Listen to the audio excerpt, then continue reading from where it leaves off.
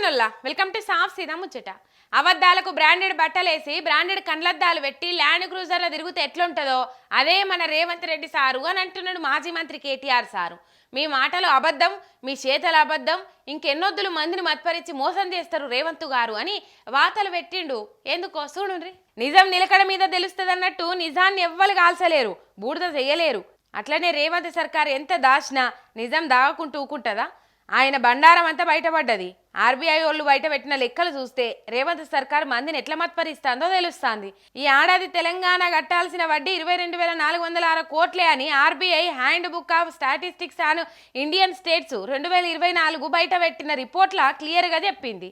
కానీ మన సర్కార్ ఏమో 50,000 కోట్లు 65,000 కోట్ల వడ్డీలు కడుతున్నామని పేకుడు మాటలు చెప్తాంది.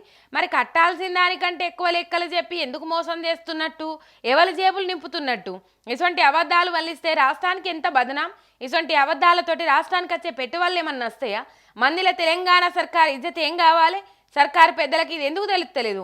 మసిబూచి మారేడుకాయని చేసి ఇంకెన్నొద్దులు నమ్మిస్తారని సొట్లు పెడతాండ్రి సంగతి ఎరికైన జనం.